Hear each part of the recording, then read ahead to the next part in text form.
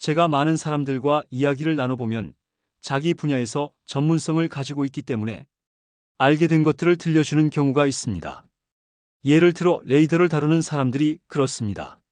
저는 늘 그런 레이더 전문가들을 찾아가서 주목하곤 합니다.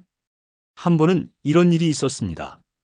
피닉스 북쪽에 있는 4개 주 전체를 커버하는 레이더 기지에 간 적이 있었는데 예전에는 누구든 방문할 수 있었습니다. 그래서 저와 캐시가 그곳 험볼트 산에 자주 올라가곤 했습니다. 정말 멀리까지 내려다 보이는 곳이었고 커다란 돔이 덮인 레이더가 4개 주를 감시하고 있었습니다. 그런데 그날 마치 펑스톤이 필그라운드 하그의 구멍에서 나오는 것처럼 그 안에서 한 사람이 나오더니 저에게 이렇게 말했습니다. 투어 해보시겠습니까? 저는 농담하는 거겠지? 했는데 아니었습니다.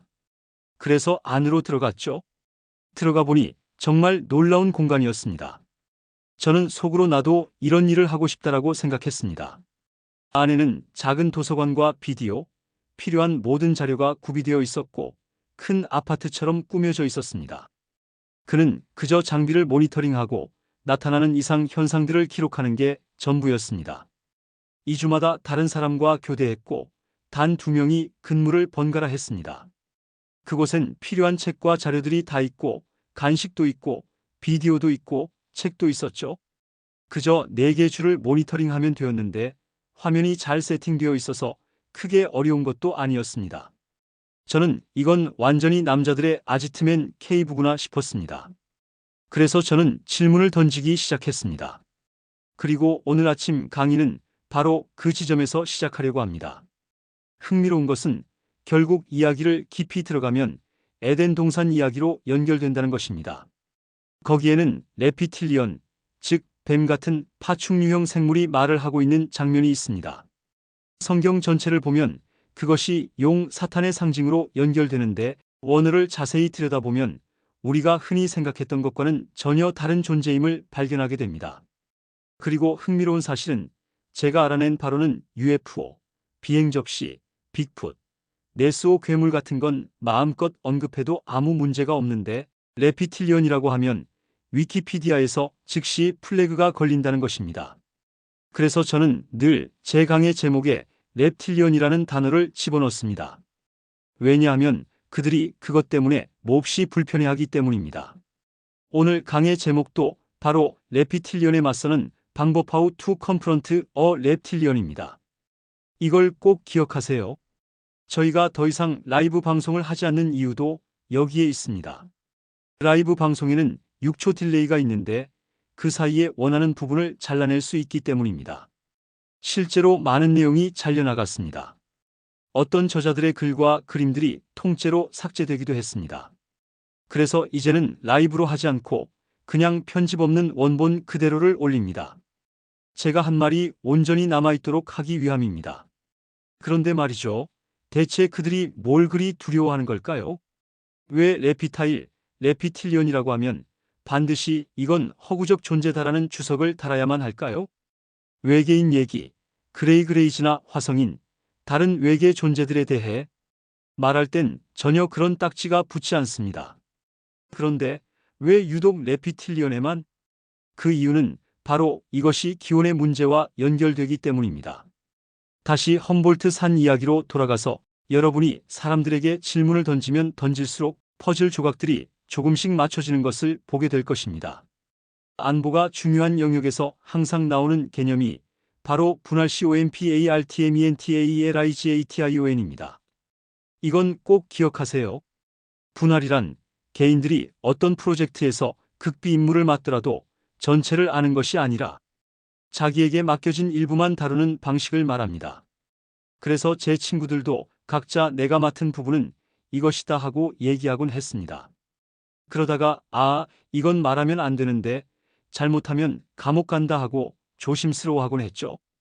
핵심은 그들 자신도 전체 그림이 어떤 모습인지는 모른다는 겁니다. 그런데 제가 다른 사람에게서 또 다른 부분을 듣다 보니 퍼즐 조각이 맞춰지면서 전체가 어떤 모습인지 감이 잡히기 시작하는 겁니다. 이게 바로 우리가 질문을 던질 때 드러나는 방식이에요. 정부가 원래 국민을 보호해야 하는 재정 영역, 의료 영역, 각종 분야들에서도 마찬가지입니다. 경찰차에 보면 서브 언드 프로텍트 섬기고 보호한다라는 문구가 있잖아요. 원래 제도는 지역 주민이 대표로 뽑혀서 2년만 봉사하고 다시 돌아오는 것이었습니다. 농부존이 2년 하고 배관공 스콧이 2년 하고 이렇게 공동체에서 뽑힌 사람들이 나가서 주와 지역을 대표하는 것이었죠. 즉, 원래는 단기적이고 지역의 맥을 잘 아는 사람이 나가는 제도였습니다. 하지만 지금은 평생 정치꾼들이 자리를 차지하고 있습니다. 예를 들어 전직 대통령은 47년간 의회에 있다가 대통령이 되었죠. 기록을 보면 어떻게 이런 일이 가능했을까 싶습니다.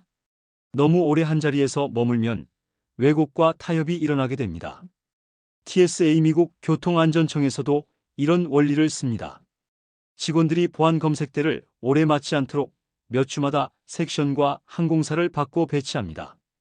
왜냐하면 한자리에 너무 오래 있으면 시스템이 뚫릴 수 있기 때문이죠. 이것이 순환 배치이고 또 다른 방식이 분할 COMPARTMENTALIGATION입니다. 각자 자기 파트만 알고 전체는 모르게 하는 것이죠. 이제 제가 이 얘기를 꺼내는 이유는 바로 레피틸리언 주제와 연결되기 때문입니다. 성경을 보면 에덴 동산의 뱀은 원래 두 발로 걸었지만 저주로 인해 배로 기어가게 되었습니다. 반대로 공룡은 원래 배로 기던 존재들이 일어나 걷다가 멸종했습니다. 여기서 무슨 일이 있었던 걸까요? 잡종 하이브러드의 흔적입니다. 사탄은 끊임없이 저주를 깨뜨리기 위해 혼종화 프로그램 하이브러더제이션을 시도해 왔습니다. 다니엘서 2장을 보면 금머리, 은가슴, 논 넓적다리, 철다리, 그리고 마지막에 10발가락이 나오죠. 거기서 마지막은 진흙과 철이 섞인 모습입니다. 진흙은 사람이 흙으로 지어진 것을 상징합니다. 그러나 철은 인간이 아닌 어떤 것 금속, 기술, 전자, 즉 혼종적인 요소를 뜻합니다. 바로 마지막 시대에 인간과 다른 것이 섞여 들어올 것을 보여주는 겁니다. 성경에서는 그들이 사람의 씨와 섞이려 했다고 말합니다. 10발가락, 곧 진흙과 철에 대해 말하면서도 결국 하나가 되지 못한다고 기록되어 있습니다. 마지막 때에 그들이 다시 인류와 섞이려는 시도가 있었고 땅 끝에 남아있던 10발가락은 바로 그런 존재들이 다시 인류 안으로 들어오려는 모습이라는 뜻입니다. 이해가 되시나요? 이게 바로 제가 커피타임에서 이야기하는 부분입니다.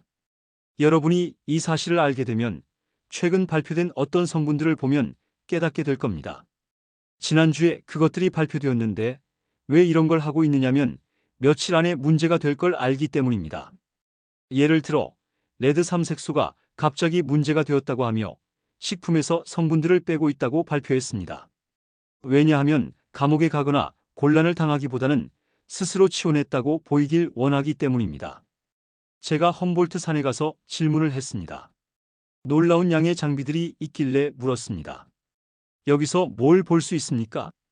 그가 말하길 날개가 있거나 공중에 있으면 다 볼 수 있습니다. 벌도 볼 수 있습니다. 제가 벌도요 하니 네라고 답했습니다. 그래서 제가 구체적으로 구역을 요청했습니다. 제가 살던 곳이었기 때문에 남쪽 구역을 보고 싶습니다. 파운틴 힐스에서부터 제 부모님이 사시던 산맥까지요. 슈퍼스티션, 아파치 정션까지라고 했습니다. 그는 흥미롭군요. 바로 그 지역에서 이상한 일들이 많이 벌어집니다라고 했습니다. 그래서 제가 당신이 말하는 이상한 일이라는 게 뭡니까? 라고 묻자 나는 해군 정보부에서 근무했었습니다. 배에서도 일했습니다라고 했습니다. 그래서 저는 이제 알겠군요. 더 이상은 말 안 해주겠네요. 아니면 쓸데없는 곳으로 저를 돌려보내겠군요라고 했죠. 그런데 그는 아주 친절하게 이렇게 말했습니다. 솔직히 말하면 어떤 것들이 시속 수천 마일로 날아오다가 그 지역에서 갑자기 멈춥니다. 제가 네, 맞습니다. 부모님 집에서 제가 늘 목격한 일입니다. 라고 했습니다. 저는 늘 밖으로 나가서 하늘을 보며 기도하곤 했는데 별도 아니고 비행기도 아닌 것들을 자주 봤습니다. 그곳은 마치 공중에 쥐라기 공원이 있는 것처럼 이상한 것들이 많았습니다. 그래서 제가 그 사람에게 물어본 것은 제 관찰을 그의 데이터와 맞춰본 것이었습니다. 그가 말하길 그런 것들은 그냥 사라져버립니다. 그래서 제가 가만히 있다가 사라진다는 말입니까? 라고 묻자 그는 네라고 했습니다. 제가 그러면 사라질 때 흔적이 남습니까? 라고 하니 그는 아니요. 아무 흔적도 남지 않습니다. 라고 했습니다. 그래서 저는 생각했습니다. 아, 이것은 열 신호도 아니구나. 이건 일반적인 플레어 장비가 아니라 특정한 종류의 레이더입니다. 제가 강조하고 싶은 것은 그 사람이 해군 정보부 소속이었다는 점입니다. 그래서 그들이 배에 있는 이유가 있는데 사실 공중에서보다 바다 위와 바닷속에서 관측되는 현상이 더 많을 때가 있습니다. 그러니 바다에서도 이런 일들이 일어나는 겁니다. 제가 말하는 이 기술은 공중이든 물속이든 상관이 없습니다. 물체 주위의 모든 것을 무효화해 버리기 때문입니다. 그게 둥근 물체든 날카로운 물체든 상관이 없습니다. 여러분도 의회 청문회를 들어야 합니다. 미 해군 소속 소장이 증언하기를 어떤 잠수함 앞을 상상할 수 없을 만큼 빠른 속도로 물체들이 추월해 갔다고 했습니다. 그건 물속에서는 불가능한 속도입니다. 게다가 그가 말하기를 이건 러시아 것도 아니라고 했습니다. 즉, 우리보다 훨씬 빠르게 움직이며 물속에서 우리를 앞질러 가는 물체들이 있다는 겁니다. 저는 속으로 믿기지가 않았습니다. 정말 이런 말을 의회에서 했단 말인가? 그는 보안 등급 때문에 할 수 있는 말이 제한되어 있었습니다.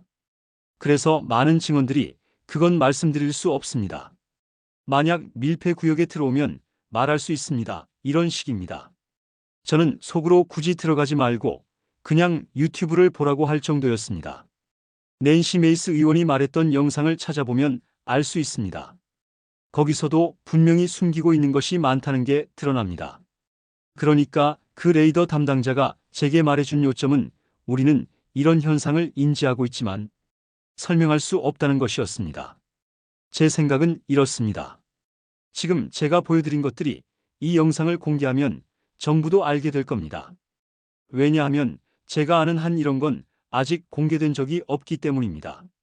제가 실제로 그 영상을 갖고 있을 수도 있고 없을 수도 있습니다. 기억이 확실하진 않습니다. 하지만 중요한 것은 상황이 좁혀지고 정부가 뭔가 해야 할 시점이 되면 그들은 결국 자신들이 가진 것을 드러낼 수밖에 없다는 점입니다. 실제로 우리 비행기 밑을 통과한 어떤 항공기는 영화 탑건 2에서 매버릭이 몰던 전투기보다 더 크고 비슷하게 생겼습니다. 제 친구들 가운데 그 프로젝트에 참여했던 사람들이 있습니다. 그들은 예전에 SR-71 블랙버드에서 일했던 사람들이었죠. 여러분도 짐작할 수 있듯이 그 기종은 1986년에 교체되었습니다. 그 이후로는 훨씬 더 발전된 기종이 나왔습니다. SR-71은 NASA에 넘겨지며 퇴역했습니다. NASA에 대해서는 지금 깊게 말하지 않겠습니다. 하지만 지금 우리가 가진 기술은 날개가 없어도 된다는 점입니다. 여러분은 그걸 받아들일 수 있습니까? 우리가 실제로 가진 것은 지금 공개된 것보다 최소 30년, 많게는 50년 앞선 것입니다. 그런 사실을 아는 사람들이 말해주는 증언들이 있습니다. 그렇다면 다니엘서 1장과 2장에서 기록된 것들이 지금 성취되고 있는 것 아닐까요? 우리 문화와 우리의 유전자와 관련된 무언가가 지금 일어나고 있는 것은 아닐까요? 지금이 바로 그때냐고 묻는다면 저는 그렇다고 말하겠습니다. 만약 그렇다면 우리는 이미 충분한 데이터를 가지고 있습니다. 공정하게 말하면 이제 결론을 내려도 되는 시점입니다. CNN을 보면 선거 결과를 일주일이나 지나서야 발표하는 경우가 있는데 데이터는 이미 다 나와 있죠. 그런데도 그들은 앉아서 울먹이고 방송 중단을 하고 마치 무너져 내리듯 행동합니다. 실제로 눈물 흘리는 사람들도 있었죠. 저는 그들 중 몇 명을 예전 CNBC 시절부터 지켜봤습니다. 처음 금융 분야 방송을 시작할 때는 참 순수하고 귀했습니다. 그런데 CNN으로 옮기고 나서 무언가 변해버렸습니다. 저는 그들이 많이 그립습니다. 여러분도 아마 이름을 들으면 알만한 인물들일 겁니다. 저는 투자하던 시절에 그런 방송들을 늘 보면서 시스템이 어떻게 사람들을 바꾸는지 지켜봤습니다. 우리는 지금 드러나는 시대에 있습니다. 제가 러시아 웹사이트에서 사진 하나를 봤습니다. 그룹 레이크 상공을 촬영한 항공사진이었는데 그들이 아우로라 기체를 경납고 밖에 세워둔 상태였습니다. 그래서 저는 그것을 복사해 인화까지 했는데 곧 사라져버렸습니다. 저는 분명히 그 기체의 형상을 봤습니다. 그런데 그들은 그것을 스텔스 전투기라고 주장했습니다. 하지만 스텔스 전투기는 전혀 다른 비행기입니다. 그들은 결국 드러낼 수밖에 없었고 제 친구가 직접 그곳에서 날렸습니다. 그는 그 부대의 편대장이었고 스텔스 전투기의 최초 교관 조종사였습니다. 그들은 H7 전투기를 함께 띄워 훈련했는데 H7의 공기역학 특성이 그 스텔스기와 비슷했기 때문입니다. 그 친구가 제게 이렇게 말했습니다. K마트에 가서 모형을 사면 내가 말해줄 수 있는 것보다 더 많은 걸 알 수 있을 거야. 나는 아직 보안 등급이 있어서 말할 수 없어. 저는 이미 그 사진을 갖고 있었지만 그는 그것을 몰랐습니다. 그는 은퇴 후 이렇게 말했습니다. 사실 우리가 아우로라를 밖에 두었고 또 다른 프로젝트도 드러났지. 그래서 대신 스텔스 전투기를 공개한 거야. 희생양으로. 그가 말한 아우로라가 바로 그것이었습니다. 그리고 그 사진의 형태는 영화 탑건 2에 나온 것과 정확히 같았습니다. 생각해 보십시오. 그게 벌써 80년대 초반 일이었는데 이제야 탑건 2에서 SR-70이라는 이름으로 드러내고 있는 겁니다. 그게 사실은 아우로라입니다. 마하 5에서 7까지 나간다고 알려진 비행기입니다. 그게 정말 마하 10까지 가는지는 모르겠습니다. 탑건 2에서도 나온 것처럼 조종사가 결국 탈출해야 했습니다. 조종사 입장에서 탈출한다는 것은 정말 창피한 일입니다. 마치 저격수가 첫 발을 빗나가고 두 번째 탄을 써야 하는 것과 같습니다. 비행 후 걸어 돌아와야 한다면 그만한 이유가 있어야 하는 겁니다. 그 영화가 잘 보여준 문제가 바로 이것입니다. 이 차원, 이 물리적 영역에서 속도가 마하 9, 마하 10까지 올라가면 열과 불안정성이 극심해집니다. 냉각이 불가능해지고 결국 기체가 분해되기 시작하는 것입니다. 그래서 결국 또 다른 무언가를 내놓아야 했습니다. 드래그와 열 문제를 해결할 수 있는 기술 말입니다. SR-71을 보십시오. 그들은 티타늄을 사용했고 기체 외부에 검은 코팅을 입혔습니다. 연료를 기체 전체에 순환시켜서 공기역학적으로 기체를 식혔습니다. 연료를 이용한 것이죠. 그 연료는 가열되면 더 묽어지지만 기본적으로는 젤 같은 성질을 가진 JP7이라는 특별한 연료였습니다. 일반 비행기에 넣으면 전혀 작동하지 않을 정도로 독특했습니다. 그 연료가 두꺼운 점성을 가지도록 만들어진 이유가 바로 이 문제 때문이었습니다. 앞으로 여러분이 날개 없는 비행체를 보게 된다면 저는 이제 분명히 말할 수 있습니다. 우리는 이미 그 기술을 가지고 있다는 것입니다. 왜냐하면 이제는 양력 구조체가 필요 없는 장필드를 이용하는 방식이 가능하기 때문입니다. 레이저 수술이 등장하면서 굳이 예전처럼 칼을 쓸 필요가 없는 것처럼 공기역학도 그 단계까지 도달한 것입니다. 제가 이렇게 설명드리는 이유는 우리가 이 기술을 어떻게 얻었는지 보여주려는 준비 과정입니다. 그러나 꼭 기억해야 할 것은 지금은 그것이 우리 기술이 되었다는 사실입니다. 그리고 이 모든 것은 다니엘서와 마지막 때와 연결됩니다. 위설 블로어들이 폭로하는 이야기들을 들으십시오. 그들은 사실을 말하다가 감옥에 가기도 했습니다. 왜냐하면 서명했기 때문에 결코 공개해서는 안 되는 정보였기 때문입니다. 그럼에도 불구하고 일부는 말했고 그 때문에 처벌을 받은 것입니다. 저와 제 아내는 매일 농담처럼 큰 소리로 이렇게 말하곤 합니다. 우리는 CIA를 사랑합니다. IRS에도 감사하고 세금도 잘 냅니다. 유튜브가 공정하게 우리 프로그램을 허용해줘서 감사합니다. 왜냐하면 누군가는 분명히 상황을 정리해 말해야 하기 때문입니다. 문제는 우리 대부분이 이런 일들을 믿지 못한다는 데 있습니다. 그런데 믿음이란 보이지 않는 것들의 증거를 붙드는 것입니다. 만약 레피틸리언 존재들이 있고 그들이 동물과 인간을 교배시켜 외계인처럼 보이는 존재들을 만들어냈다면 어떻겠습니까? 그건 이미 이루어지고 있는 일입니다. 여러분이 진실을 알게 되기까지 10년이 걸릴 수도 있지만 그때는 이미 늦을 수 있습니다. 다음 영화 속 인물이 여러분이 될지도 모릅니다. 그래서 제가 묻습니다. 여러분은 지금 여러분의 기독교가 문화적으로 탈색되고 있는 과정을 어떻게 받아들이고 있습니까? 우리가 악마라고 배운 존재가 실제로는 전혀 다른 형태일 수 있습니다. 악마는 우리가 흔히 생각하는 모습으로 생기지 않았습니다. 그리고 사실 성경을 제외하면 누가 실제로 마귀를 만났다고 단언할 수 있겠습니까? 그러니 여러분이 믿고 있는 어떤 것들에 대해서는 조심해야 합니다. 예를 들어 하늘을 휩쓸며 별 3분의 1을 끌어내리는 용의 꼬리에 대한 묘사를 그것이 사탄이 하늘에서 쫓겨난 사건이라고 단정짓는 데는 신중해야 합니다. 왜냐하면 그것은 요한계시록의 마지막에 나오는 장면이기 때문입니다. 또한 아마겟돈의 시기에 대해서도 신중해야 합니다. 사실 성경을 정직하게 읽으면 그것은 천년왕국 이후에 일어나는 사건입니다. 여러분은 알고 계셨습니까? 저는 분명히 페리스톤 같은 분은 알고 있을 거라고 생각합니다. 솔직히 말해서 저는 요한계시록을 거의 다루지 않습니다. 여러분이 방금 들은 이 내용이 제가 하는 유일한 계시록 관련 가르침일 겁니다. 저는 거기 깊이 손대지 않습니다. 왜냐하면 요한계시록은 스냅샷과 같은 장면들이고 그것들이 시간 순서대로 배열된 것인지 아닌지 확실하지 않기 때문입니다. 저는 그것들을 다니엘서, 에스겔서, 이사야서와 비교하면서 해석합니다. 그래서 계시록은 마치 1000조각짜리 퍼즐보다도 더 어려운 책입니다. 이제 준비되셨습니까? 오늘은 특정 인물들을 전체적으로 개관할 겁니다. 저를 따라다니면서 고프로로 찍을 분이 필요합니다. 왜냐하면 이 내용 중 일부가 편집 과정에서 빠져나가기 때문입니다.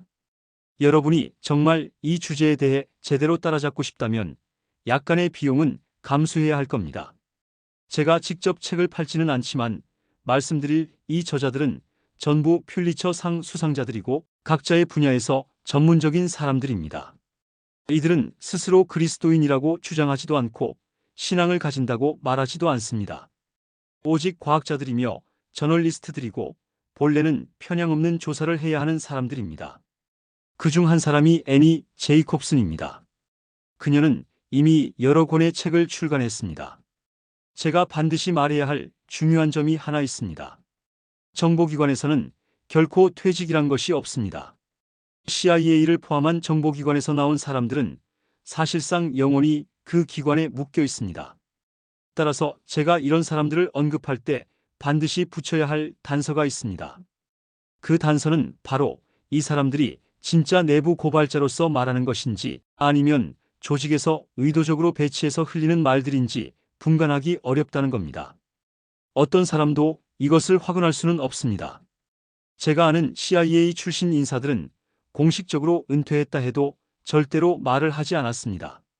그런데 지금 누군가가 공개적으로 말한다는 건 매우 이례적인 일입니다. 왜냐하면 그런 말을 하면 오래 살지 못하기 때문입니다. 그럼에도 불구하고 말하고 있다면 아마도 여러 사람의 협력과 보장이 뒤에 있을 것이고 그것조차도 이미 설계된 각본일 수 있습니다. CIA가 그들을 스푸크 유령이라고 부르는 이유가 있습니다. 그들은 정말 뛰어난 기술을 가진 사람들입니다. 저는 그들의 전문성을 존중합니다. 그러나 만약 제가 기만당하고 있다면 제 헌법적 권리가 더 우위에 있어야 하고 그렇다면 저는 제 힘으로 진실을 찾아내야 하며 그러면서도 살아남아야 합니다. 그래서 저는 분명히 말하고 싶습니다. 저는 건강합니다. 자살할 생각도 없습니다. 제 자신을 해치거나 해를 끼칠 어떤 이유도 없습니다. 그럼에도 제가 말씀드리고 싶은 건 이것입니다. 저는 국가 안보와 관련된 기밀을 존중합니다. UFO가 국가 안보를 지키기 위해 기밀로 분류되어 있다면 저는 그것을 이해합니다. 그러나 지금까지 나와서 말한 사람들 모두가 공통적으로 한 말이 있습니다.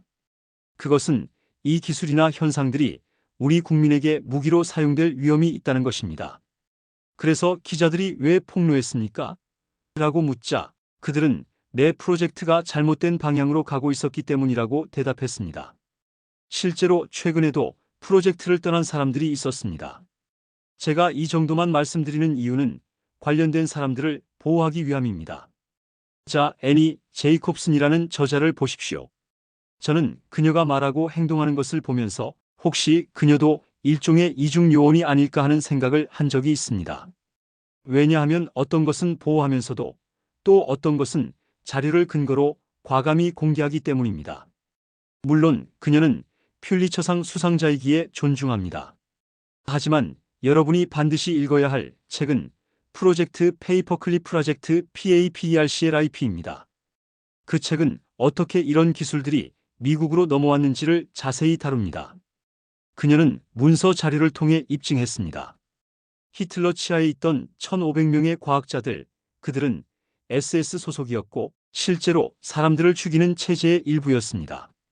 그 1,500명이 뉘른베르크 전범 재판을 피해 미국으로 넘어왔습니다.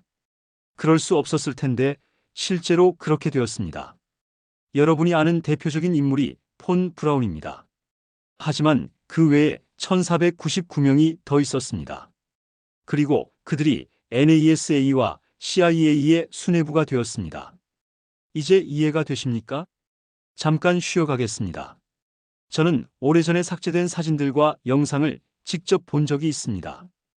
아내 캐시와 함께 확인했지만 지금은 찾을 수가 없었습니다. 그런데 최근에 공개 디스클로저가 시작되면서 그 영상들이 다시 나타나기 시작했습니다. 과거 감옥에 갇혔던 사람들은 이렇게 말했습니다. 이 영상을 반드시 확보해라. 이걸 확인해라. 여기 코드명이 있다. 그러나 곧 그들은 감옥에 갔고 영상도 사라졌습니다. 하지만 이제 그 자료들이 다시 나타나고 있습니다. 저는 제2차 세계대전 당시 독일의 산속연구소와 공장을 미군이 들어가는 영상을 보았습니다. 그곳에는 엄청난 기술이 가득했습니다. 종 모양의 비행체, 고도의 기술 장비들이 있었습니다. 그중 하나는 케네스 아놀드가 레이니어 산 상공에서 목격하고 그림으로 남긴 비행체와 동일했습니다. 그때부터 플라잉 소서, 비행 접시라는 용어가 생겨났습니다. 그런데 제가 본 영상 속 비행체는 비행 접시가 아니었습니다. 초승달 모양, 오늘날의 비폭격기를 연상시키지만 훨씬 더 발전된 형태였습니다. 그것이 바로 비행 접시로 불리게 된 출발점이었습니다. 이게 어떻게 가능했을까? 그 답을 애니 제이콥슨의 페이퍼클립 책이 완성시켜 주었습니다. 미국은 이미 반중력 기술을 확보한 것을 알게 되었고 그것을 모두 가져온 것입니다. 그 뒤 타운젠드 브라운이 CIA와 함께 중력 연구를 도왔습니다. 그는 팬이 없는 공기청정기 이오닉 브리즈 아이아닉 브리즈를 발명한 인물이기도 합니다. 자기장을 통과시키며 극성을 이용해 공기를 흐르게 하는 원리였습니다. 그는 극성을 조정해서 공기의 흐름을 만들었습니다. 전자기장을 이용해 흐름을 만든 것이죠. 저는 사실 그게 가짜인 줄 알았는데 직접 하나를 구해보니 진짜더군요. 그래서 그 사람을 추적해보니 그는 결국 프로젝트 페이퍼클립의 일부였습니다. 이게 우리에게 어떤 가치가 있을까요? 처음부터 이런 원리를 항공기에 적용한다고 상상해 보십시오. 예를 들어 항공기에는 여러 형태가 있습니다. 대형 여객기가 있는가 하면 기업용 항공기도 있습니다. 기업용 항공기는 더 날렵하고 더 높이, 더 빠르게 날 수 있도록 설계되었지만 많은 승객을 태우지는 못합니다. 그렇지만 목적이 분명합니다. 저희가 보유한 기업용 항공기는 정말 효율적입니다. 연료 소모가 훨씬 적기 때문에 지금은 8명이나 9명을 태우고도 상업 항공사보다 저렴하게 운항할 수 있습니다. 그래서 저는 다른 비행기를 구입할 이유가 없습니다. 여기서 중요한 건 만약 윙 위에 이오닉 브리즈 아이아닉 브리즈가 만들어내는 것 같은 인위적인 공기 흐름을 형성할 수 있다면 날개는 실속 스톨에 빠지지 않는다는 점입니다. 여기서 잠깐 실속이란 비행기 날개 위에 공기 흐름이 없어지면서 기체가 떨어질 수 있는 상황을 말하는 겁니다. 공기 흐름만 유지된다면 비행기는 실속 상태처럼 보일지라도 실제로는 실속이 아닙니다. 전투기 조종사인 크리스와 제가 하는 기동을 예로 들면 어떤 롤 동작이나 기동을 하기 전에 반드시 날개의 하중을 덜어내야 합니다. 그래서 살짝 기술을 내리며 날개를 가볍게 하고 그 상태에서 원하는 모든 기동을 할 수 있습니다. 날개가 실속했다고 착각하지 않게 만드는 것이죠. 그렇지 않으면 불안정해집니다. 바로 이런 원리 때문에 타운젠드 브라운을 미국이 확보한 겁니다. 날개 위에 인위적인 공기 흐름을 만들어낼 수 있다면 비행기는 결코 실속하지 않습니다. 지금 우리가 가진 기술을 보십시오. 어떤 항공기들은 설계만 놓고 보면 안정적일 수 없는 구조인데도 놀랍게도 안정성을 유지합니다. 예를 들어 비폭격기 같은 경우입니다. 거기에는 분명히 다른 무언가가 작용하고 있으며 저도 그 증거를 확보했습니다. 국가적으로 발행되는 잡지에서 얻은 것이지만 아무도 주목하지 않았습니다. 이 부분을 다룬 사람이 바로 닉 쿡입니다. 그의 책 제로 포인트를 찾아서 더 헌트 포 지로 포인트는 이 모든 내용을 설명합니다. 닉 쿡은 세계적으로 잘 알려진 저널리스트로 이 분야를 깊이 연구했습니다. 이 책은 저에게 큰 도움을 주었고 여러분에게도 큰 도움이 될 것입니다. 왜냐하면 우리 모두가 이런 과학자들처럼 뛰어난 지식을 가진 것은 아니기 때문입니다. 그 사람이 결론을 내리면서 이렇게 말합니다.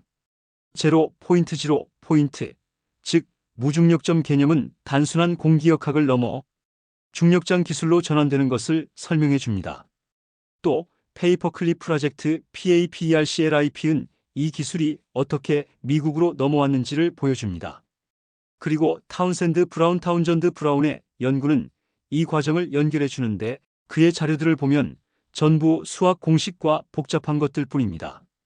제가 이렇게 여러분에게 알려드리는 이유는 결국 영적인 의미와 적용으로 이어지기 때문입니다. 우리가 속지 않고 외계인이라고 부르며 속이는 거짓말에 넘어가지 않도록 준비되어야 합니다. 그들은 외계인이 아닙니다. 성경적으로 보면 그들은 귀신악한 영들입니다. 다니엘서에서 나오는 10발가락, 진흙과 철의 혼합, 바로 그 비밀이 이 일과 연결되어 있습니다. 이제 오후에는 밥 라자바브 레이저에 대해 이야기할 겁니다. 그는 해군 소속의 핵물리학자로 그룹레이크에서 외계 기술로 알려진 장비를 역설계 리버스 엔저니링 하도록 요청받았던 인물입니다. 그가 처음 폭로했을 때는 아무도 믿지 않았습니다. 왜냐하면 확인할 수 있는 자료가 없었기 때문입니다. 하지만 시간이 지나면서 그룹레이크가 실제 존재한다는 것이 드러났고 그가 말했던 장치들의 그림과 모델들이 하나둘 맞아떨어졌습니다. 저는 그와 가까운 상황에 있었던 지인으로부터 직접 이야기를 들었는데 그 과정에서 그가 도피 생활을 했고 그의 동료가 집에 숨겨주기도 했습니다. 그는 차를 타고 다니면서도 여러 번 총격을 당했고 생명의 위협을 받았습니다. 그래서 저의 지인도 감정적으로 큰 부담을 겪었고 나중에는 저와 이 이야기를 더는 하지 않겠다고 끊어버렸습니다. 그리고 결국 그는 사라졌습니다. 출생증명서도 사망증명서도 찾을 수 없는 상태로 흔적이 끊겨버린 것입니다.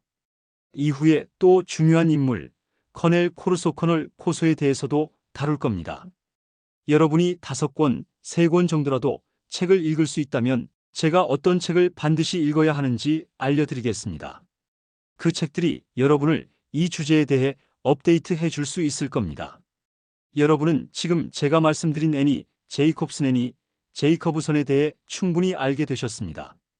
그녀는 실제로 연구를 했고 책에서도 그 결과를 입증했습니다.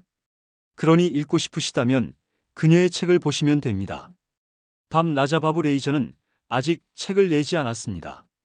그는 여전히 살아남기 위해 조심하고 있기 때문입니다. 또 다른 중요한 인물은 커넬 코소입니다. 그의 책 더 데이 애프터 라스웰은 로즈웰 사건 당시 발견된 상자 가득한 장비들을 받아서 산업체에 전달하고 역설 게리버스 엔저니링 하도록 맡았던 자신의 경험을 담고 있습니다. 그는 그 장비들을 코닝 같은 기업들에 넘겨 분석 개발하게 했고 그 결과 오늘날 우리가 쓰는 마이크로웨이브, 케블라, 광섬유 같은 기술이 나오게 되었다고 주장합니다.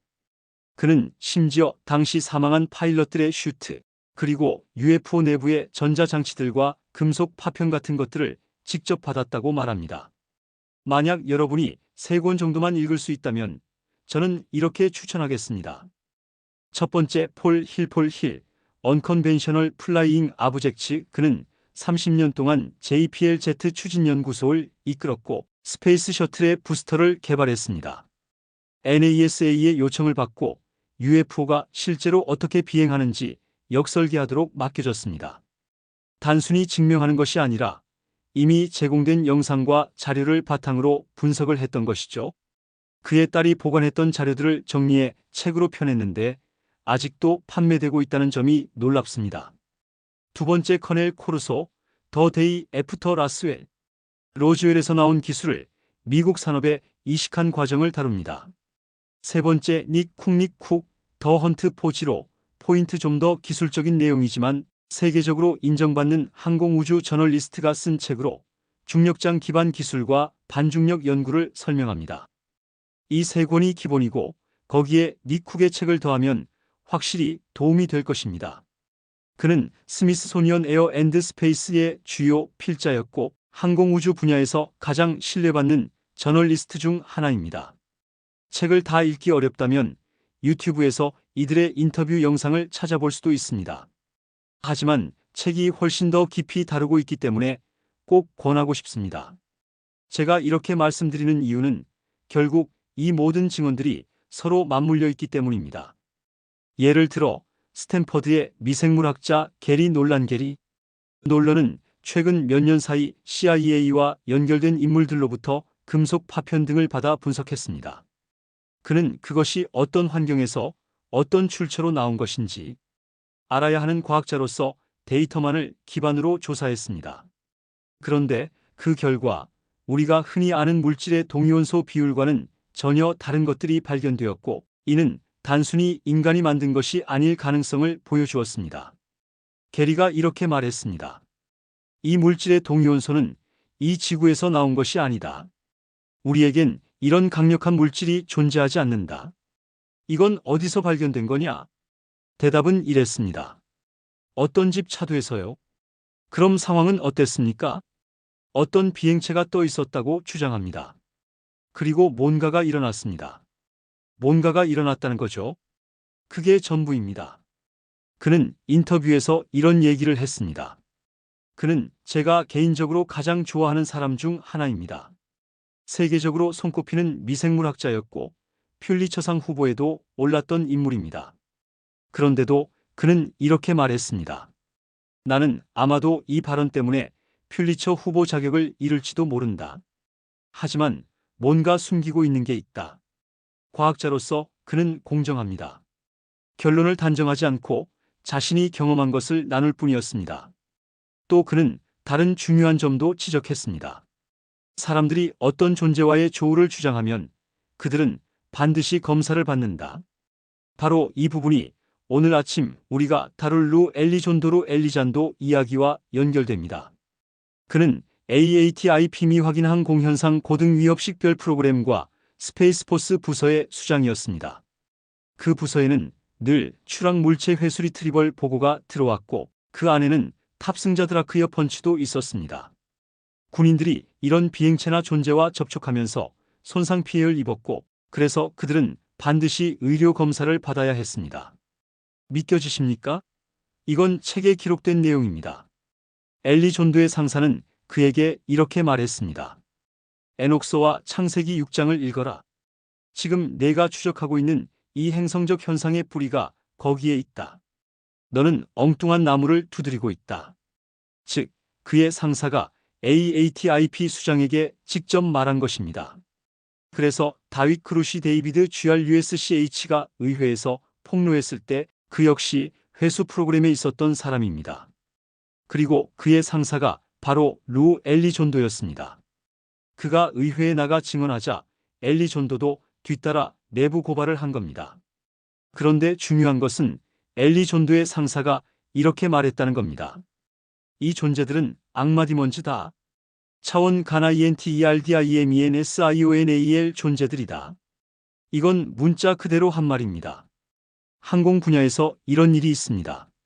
제가 크리스 기장과 함께 비행을 하고 있는데 관제사가 현재 기술을 말씀해 주세요 혹은 현재 고도를 말씀해 주세요 라고 묻는다면 그건 우리가 뭔가 벗어나 있다는 의미입니다. 그들은 우리가 어디 있는지 발끝까지 정확히 알고 있기 때문에 그렇게 묻는 겁니다. 그게 바로 당신 지금 규정 위반할 수도 있어요 라는 점잖은 표현이죠.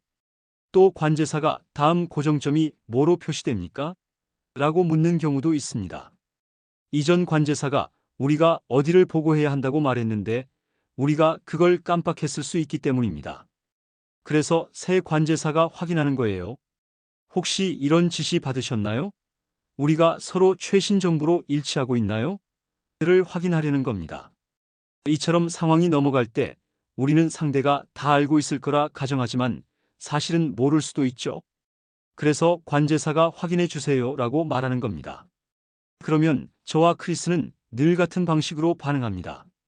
우리가 잘 모르겠으면 반드시 물어봅니다. 잘 못 들었으면 확인합니다. 왜냐하면 질문하는 것이 규정 위반하는 것보다 훨씬 낫기 때문입니다. 제가 전문가에게서 들은 아주 지혜로운 말이 있습니다. 질문은 공짜다. 그러나 질문하지 않으면 큰 대가를 치를 수 있다. 이건 정말 중요한 진리예요. 마찬가지로 우리가 질문하지 않고 신앙생활을 이어가다 보면 마음속에 이런 불편한 느낌이 생깁니다. 이거 확실하지 않은데 지금 뭔가 잘못된 것 같아. 어떻게 해야 할지 모르겠다. 이때 저는 실제적으로 느낍니다. 교회를 대적하고 그리스도인들을 대적하며 인류 전체를 대적하는 어떤 존재들이 있다는 것을요. 그리고 그 존재들은 특히 하나님의 사람들, 성도들이 진리에 접근하려고 할 때 더 강하게 저항합니다. 예를 들어 누군가가 워리어 스쿨 같은 영적 집회에 참석하기 시작하면 주변에서 별의별 말들이 들려오기 시작합니다. 하지만 저는 그럴 때 일부러 아무도 이런 얘기 안 한다라고 생각하며 제 역할을 감당합니다. 그게 제 사명이라고 느끼기 때문입니다. 저는 계속해서 이런 점검 질문을 던집니다. 당신은 지금 어디에 서 있습니까? 당신의 생각은 어디를 향하고 있습니까? 외계인이라는 말을 들으면 당신 안에 어떤 반응이 일어납니까? 누군가가 그건 사실 악마다라고 말한다면 혹시 우리가 잘 몰라서 불편함을 느끼는 건 아닐까요? 오히려 그것을 이해할 필요가 있지 않을까요? 저에게 연락을 준 FBI 출신 한 형제가 있습니다. 저는 아직 직접 만나진 못했지만 그는 저에게 다가왔습니다. 이름은 존 드수자잔 DSOUGA입니다. 그는 크리스천이고 FBI에서 25년간 근무하다가 그만두었습니다. 왜냐하면 그는 FBI에서 이런 존재들과 관련된 사건들을 실제로 다뤘기 때문입니다. FBI는 그를 어쩔 수 없이 때때로 받아주었지만 결국 많은 사건들이 미제 사건으로 남았습니다. 왜냐하면 FBI는 어떤 주변부 현상, 즉 눈에 보이지 않는 차원적 현상을 고려하지 않았기 때문입니다. 존은 FBI에 이렇게 말했습니다. 범죄 중에는 차원 가나 ENTERDIMENSIONAL 현상이 개입된 경우가 있습니다. 사탄 숭배자들과 연관되어 쫓던 범인들이 갑자기 사라져버리는 경우가 있습니다. 그는 실제로 이런 경험을 했고 다른 요원들도 같은 일을 겪었다고 증언합니다. 예를 들어 마이애미의 쇼핑몰에서 일어난 사건에서도 이런 현상이 있었다고 말합니다. 저는 영화들도 많이 보고 또 아버지가 그 일에 연루되었던 사람들을 실제로 압니다. 그런데 법 집행기관에 있던 그 아버지들은 지금도 그 일에 대해 말할 수 없습니다. 아들이 아빠, 그때 무슨 일이 있었어? 라고 물으면 말할 수 없다라고만 대답합니다. 그럼 영상 자료는 뭐야? 라고 물어도 똑같이 말할 수 없다라고 하죠. 저는 이런 아들딸들과 실제로 대화를 나눠본 적이 있습니다. 그들은 장군들과 함께 살았고 고위 인사들과 함께 지냈던 가정 출신이었습니다. 제가 친구들에게 이렇게 말한 적도 있습니다. 내 아버지가 거기 있었으니까 이걸 한번 물어봐. 그 딸은 정말 아버지를 존경했고 아버지가 원하는 건 뭐든 해줄 수 있는 사람이었어요. 그녀의 아버지는 굉장히 높은 계급의 장군이었고 회수 작업할 ETRIEVAELS를 지휘하던 분이었습니다. 그 딸이 어릴 적 저에게 묻습니다. 왜 F-16 전투기들이 그렇게 자꾸 추락한 거예요? 왜냐하면 그녀의 아버지는 매주 F-16 사고 현장으로 출동해서 기체를 회수해야 했기 때문입니다. 그래서 제가 물었습니다. 혹시 꼬리번호 TAIL 넘버라도 알아? 왜냐하면 전투기가 그렇게 많이 추락할 리가 없어. 매주 한 대씩 떨어지는 건 불가능하거든. 그러다 제가 또 실수로 이런 말까지 했습니다. 아버지께 블루룸에 대해서 여쭤봐. 그녀가 실제로 아버지께 물었더니 아버지가 크게 화를 내셨습니다. 다시는 그런 말 꺼내지 마라. 그녀는 아버지가 그렇게 소리 지른 걸 평생 처음 봤다고 했습니다. 그 블루룸이라는 곳은 바로 실제 물건들이 보관되어 있다는 장소로 알려져 있습니다. 저는 또 로즈웰 목장에서 실제로 살던 가족들을 만난 적이 있습니다. 그들은 단호하게 말했습니다. 그건 기상관측용 풍선이 아니었다. 실제 시신들이 있었고 잔해가 있었다. 심지어 한 사람은 이렇게 말했습니다. 내가 직접 그 금속 조각을 만져봤다. 그리고 그는 울면서 말했습니다. 지금도 그 목장의 그 자리엔 소들이 가지 않는다. 절대 가지 않는다. 그곳은 뭔가 부정한 게 있는 자리다. 이건 단순한 전설이 아니라 실제 제 교회에 다니는 자매가 증언한 이야기입니다.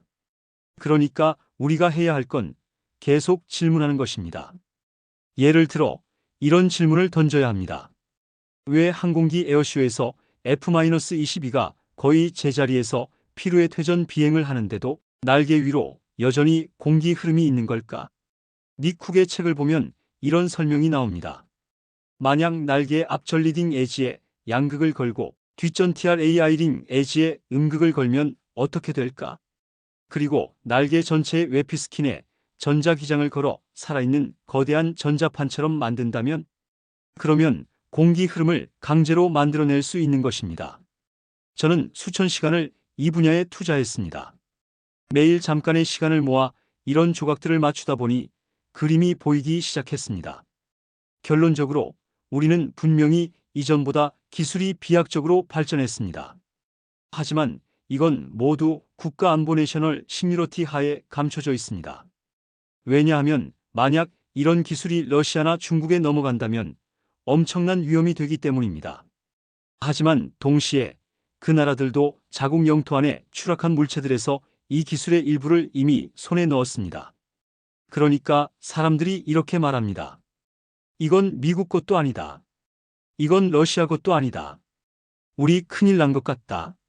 바로 그때 등장한 인물이 루 엘리존도루 엘리잔도입니다. 그는 그 프로그램의 핵심 인물이었습니다. 잠깐 쉬었다가 다시 모여서 포럼을 할 예정인데 오늘은 그에 대해 좀 더 깊이 다뤄보려고 합니다. 루 엘리존도는 육군아미 출신이었지만 실제로는 CIA와도 연결되어 있었습니다.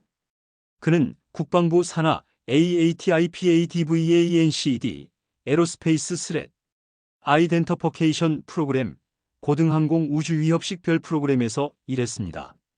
이 AATIP의 목적은 간단합니다.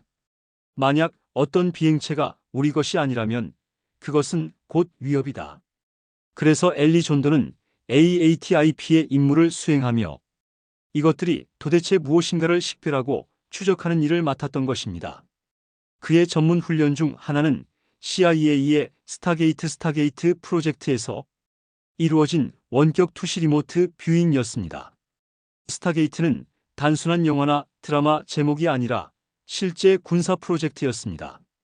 19만 7,080년대에 진행되었으며 수백 건의 정확한 사례가 기록될 정도로 성과가 있었지만 이후 기록상으로는 폐지되었다고 발표되었습니다. 그러나 사실상 비밀리에 계속 운영되었다는 것이 알려져 있습니다. 또 하나 흥미로운 사실은 FBI 요원 출신 존 드수자잔 DSOUGA의 증언입니다. 그는 이렇게 말했습니다. 내가 FBI에서 다루던 사건 파일들이 어느 날 TV 드라마 X파일에 그대로 나오더라. 상사가 너 이거 자료 넘겼냐? 라고 물을 정도였다. 하지만 그건 내가 넘긴 게 아니라 정보공개법 FOIA 프리덤 오브 인포메이션 액트를 통해 제작진이 확보한 것이었다. 즉, 우리가 영화나 드라마 속 허구라고 생각했던 많은 이야기들이 사실은 실제 사례에서 나온 것입니다.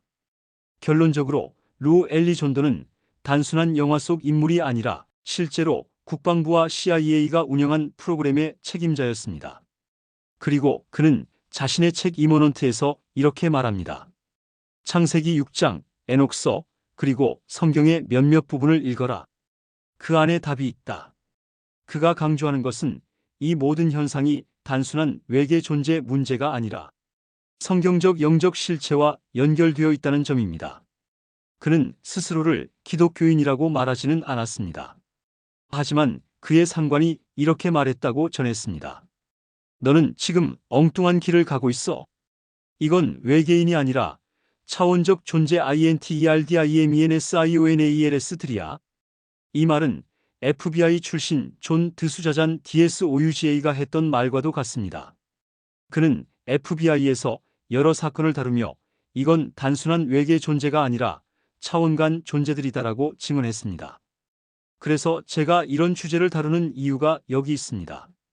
우리는 영적인 이야기만 할 수도 있지만 중요한 건 인터페이스입니다.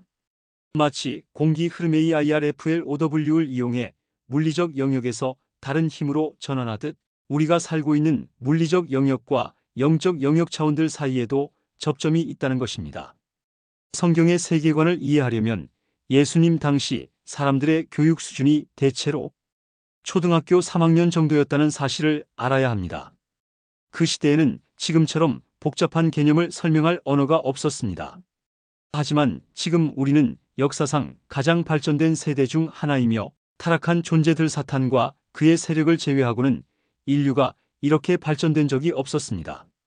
그리고 타락한 존재들이 인간에게 준 많은 것들은 겉보기에는 초자연적인 것처럼 보이게 하여 사람들을 미혹하려는 전략이었지만 사실은 물리학적 원리와도 깊은 관련이 있었습니다.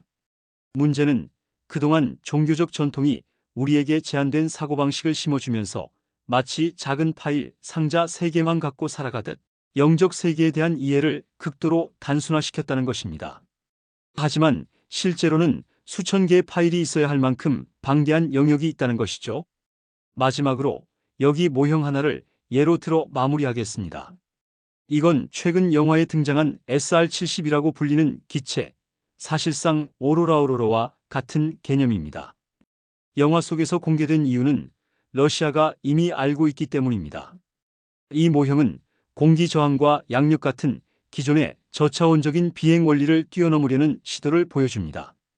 이제 우리는 기존 방식의 끝에 와 있다는 것이죠.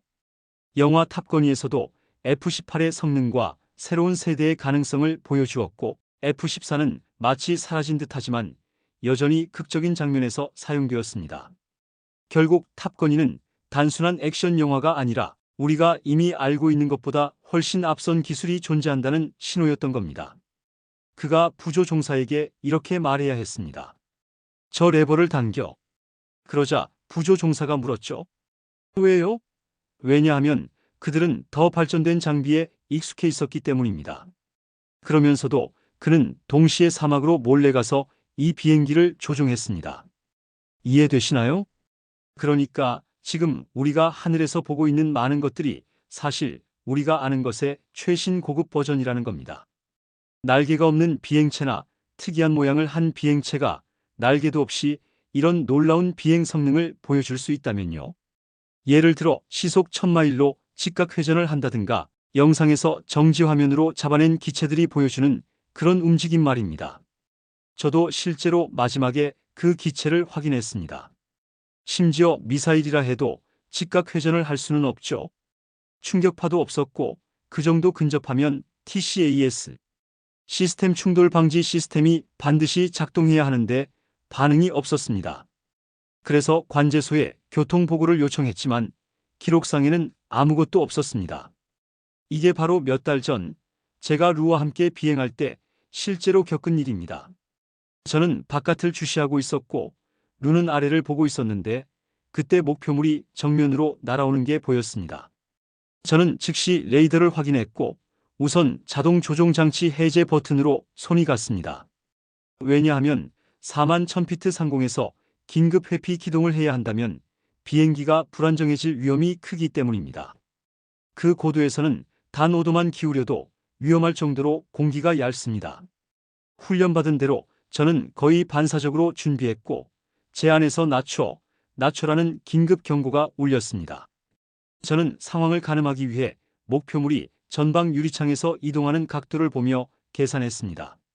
정면 충돌인지 아니면 옆으로 스쳐 지나갈지 판단하기 위해서였죠. 왜냐하면 그렇지 않다면 자동 조종 장치를 해제하지 않을 생각이었기 때문입니다. 왜냐하면 자동 조종 장치가 인간 조종사보다 비행기를 훨씬 더 안정적으로 유지하거든요. 그런데 레이더에는 아무것도 잡히지 않았습니다. 뿐만 아니라 구두 경고도 울리지 않았습니다. 원래라면 상승, 하강, 좌로, 우로 회피하라라는 지시와 함께 화면이 빨갛게 변해야 하고 3초 안에 반응해야 합니다. 그런데 아무런 신호도 없었습니다. 그러던 중 루가 고개를 들어 옆 창밖을 보더니 바로 옆을 스쳐 지나가는 걸 보았습니다. 그는 방금 뭐였어? 라고 물었고 저는 날개가 없었어라고 대답했습니다. 그가 다시 묻습니다. 그럼 이제 어떻게 할 거야? 저는 고민하다가 만약 우리가 보고하면 알잖아라고 했습니다. 그러자 루가 말했죠. 뒤따라오는 아메리칸 항공은 어떡할 거야? 그건 10마일 뒤에 있는데 거기엔 승객 150명에서 200명이 타고 있어. 그래서 결국 보고하기로 했습니다. 관제소에서 물었습니다. 무엇을 봤습니까? 루가 대답했습니다. 날개가 없었습니다. 그 사람은 잠시 침묵하더니 물었습니다. 그걸 보고하시겠습니까? 우리는 대답했습니다. 네, 여기 상공에 다른 항공 교통이 있으니까요. 그래서 그가 묻습니다. 묘사 좀 해주시겠습니까? 루는 제대로 보지 못했고 그저 흐릿한 모습만 본 상태였습니다. 그래서 제가 말했습니다. 날개가 없었고 둥근 모양이었어요. 마치 3개의 기상관측용 풍선이 붙어 있는 듯한 모습이었는데 아래쪽에는 상자 같은 게 달려 있었습니다. 그런데 원래라면 이런 물체는 레이더에 등록될 수 있도록 보고 장치가 달려 있어야 하잖아요. 그런데 그게 없었습니다. 그래서 그들이 다시 물었습니다. 그럼 위치와 속도를 알려주시겠습니까? 우리는 좌표와 속도를 전달했지만 그 후로는 아무런 연락도 받지 못했습니다. 그 다음 주에 샬럿 콘코드 공항에서 램프 체크를 받았습니다. FAA 직원이 나와서 제 면허증과 비행기, 그리고 의료 증명 등 모든 서류를 점검했습니다. 다 정상이었고요. 그는 우리가 어디로 가는지까지 꼼꼼히 확인했습니다. 그래서 제가 물었습니다. 저희가 보고했던 그 TAIL 넘버건에 대해 뭔가 들으신 게 있습니까? 그는 전혀 모른다고 했습니다. 그래서 제가 말했죠. 그럼 꼭 확인해 보셔야 합니다. 만약 그게 기상관측용 풍선이나 다른 물체라면 반드시 보고 장치가 달려 있어야 하니까요. 저는 이런 생각을 하게 되었습니다. 만약 이런 물체들이 실제로 존재한다면, 그리고 당국이 우리는 정체를 모른다, 통제할 수 없다라고 인정한다면 도대체 언제쯤 조종사들이 안전 문제를 제기하게 될까? 언제쯤 누군가가 일어나서 더 이상 이렇게는 안전하지 않다고 말하게 될까? 왜냐하면 만약 이 물체 중 하나가 실제로 충돌을 일으킨다면 사람들은 진실을 알 수 없을 겁니다. 그냥 공중에서 원인 불명으로 폭발했다고만 알려질 테니까요. 그래서 말씀드리자면 제가 보았던 이 기체는 아마 이 종류의 마지막 단계일 겁니다. 저는 그보다 훨씬 발전된 모델도 본 적이 있습니다. 사우스웨스트 항공 비행 중 우리 항공기 바로 아래로 날아갔는데 너무 크고 성능도 놀라웠습니다. 저는 차라리 그걸 제 집 마당에 세워두고 싶을 정도였습니다. 그런데 집 마당에는 도저히 들어가지 못할 만큼 크더군요. 그 비행체에는 배기구가 전혀 없었습니다. 엔진은 거대했지만 우리가 아는 추진 방식이 아니라 전혀 다른 형태의 추진 기술을 사용하고 있었습니다. 제가 이런 이야기를 꺼내는 이유는 지금 우리가 기술적 전환점에 와 있기 때문입니다. 앞으로는 여러 새로운 기술들이 나타날 것이고 사람들을 혼란스럽게 해서 드론일 거야라고 생각하게 만들 겁니다. 바로 그게 큰 속임수입니다. 예를 들어 어느 대통령 취임식 직전에 특정 주에서는 드론으로 하늘이 뒤덮였습니다. 하지만 대부분의 사람들은 그저 드론이라고만 생각했죠. 그러나 본질은 이렇습니다. 우리는 지금 기술적으로 초자연적으로 보이는 영역에 들어섰습니다. 그러나 이건 초자연적인 것이 아니라 고도의 기술입니다. 문제는 그 기술을 어떻게 얻게 되었는가입니다. 그것은 추락한 비행체로부터 얻어진 것입니다. 그리고 그 추락은 1945년 원자폭탄이 처음 폭발했을 때부터 시작되었습니다. 원폭이 터질 때 생기는 충격파가 중력장을 교란시키기 때문입니다. 그 장면들을 필름에서도 볼 수 있습니다. 그들은 그런 자료들을 삭제해버립니다. 하지만 누군가 그것들을 미리 확보해 두었다가 다시 올리면 정부가 내리기 전에 잠시 볼 수 있습니다. 원폭이 터질 때 아주 짧은 순간 동안 UFO들이 하늘에 드러나는 걸 볼 수 있죠. 왜냐하면 그 폭발로 인해 공간의 직물이 흔들리면서 잠시 동안 그들의 은폐 장치가 풀리기 때문입니다. 이 모든 일은 뉴멕시코에서 시작되었습니다. 그곳에 누가 있었습니까?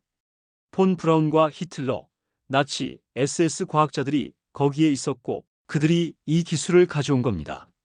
초기의 UFO 형태들을 보면 제가 동굴 속 조림 라인에서 봤던 것과 똑같습니다.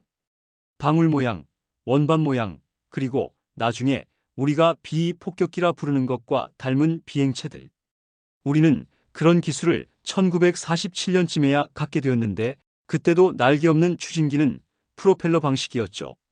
그러나 나치들은 이미 훨씬 앞서 있었습니다. 전쟁 말기에 그들은 제트 엔진을 가지고 있었고 우리는 없었습니다. 그들의 Me-262 전투기가 우리 P-51 프로펠러 전투기를 순식간에 따돌리고 격추시켰습니다. 아군 조종사들은 도대체 저게 뭐야? 하고 충격을 받았죠. 이미 나치들은 제트 전투기를 실전 배치하고 있었던 겁니다. 이제 이해가 되십니까? 자, 이제 잠깐 정리할까요? 쉬는 시간을 원하세요? 10분? 5분? 아니면 그냥 계속할까요? 저는 솔직히 잠깐 숨 좀 고르고 싶습니다. 마지막으로 꼭 말씀드리고 싶습니다.